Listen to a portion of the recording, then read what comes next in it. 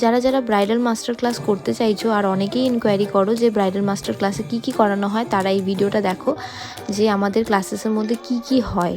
ঠিক আছে, এটা ছিল আমার 19 ব্যাচের ফার্স্ট ডেতে ওরা এসেছিল সময়ের আগে। তো আমরা সেই অনুযায়ী, যেহেতু আমার স্টুডিও থেকে স্কন একদমই পাশে, তো যার জন্য আমরা স্কনে চলে গেছিলাম মাইন্ডটা একদম ফ্রেশ করতে।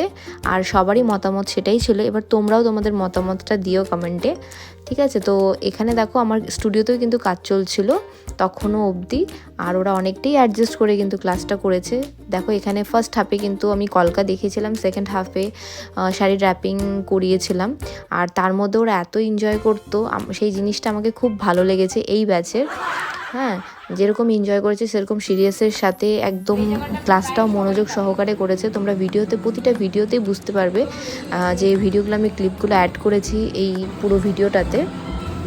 আর অনেকটাই লং হয়ে যেত, কারণ অনেক কিছু আবার অ্যাডও করা হয়নি। দেখো আমরা 3টে ডেমনস্ট্রেশন দিয়েছিলাম, তার মধ্যে শুধু একটাই ডেমনস্ট্রেশন তোমাদের সাথে শেয়ার করতে পারছি, নাহলে ভিডিওটা অনেকটাই লং হয়ে যেত।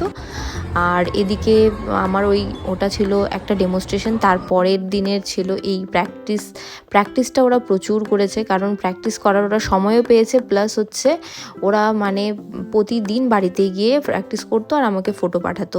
এই জিনিসটা কিন্তু ওদের মধ্যে অনেক ভালো ছিল। আর তোমরা ওদের কাজ দেখে বুঝতে পারছো যে এরা প্রথমবারের মতো প্র্যাকটিস করছে? একদমই না। মানে আমি নিজেই অবাক হয়ে যাচ্ছিলাম যে ওরা এত সুন্দর, এত ফিনিশিংয়ের সাথে কাজ করছিল।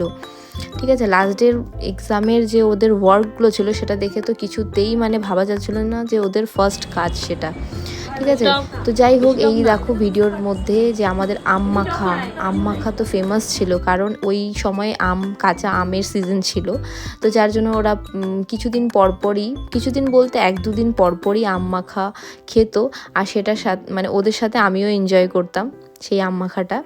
তোমরা দেখতেই পেলে ক্লাস শেষ করে কিন্তু এই নাচানাচিটা হতো, ক্লাসের মধ্যে কিন্তু না।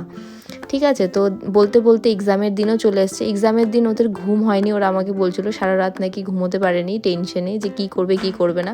তোমরা এই কথাটা শুনে নিশ্চয়ই বুঝতে পারছো যে ওরা কতটা সিরিয়াস এক্সামটা নিয়ে। আর এই কথাটা শুনে কিন্তু আমার খুবই ভালো লেগেছে, কারণ হচ্ছে একটা স্টুডেন্টকে আমরা সেইভাবেই শেখাই যাতে ওরা ভালো রিপ্রেজেন্ট করতে পারে। আর ওদের প্রেজেন্টেশনটা তো দেখে তোমরা বুঝেই গেছো যে ওরা কতটা প্র্যাকটিস করেছে। এটা কিন্তু প্র্যাকটিস ছাড়া একদমই সম্ভব না।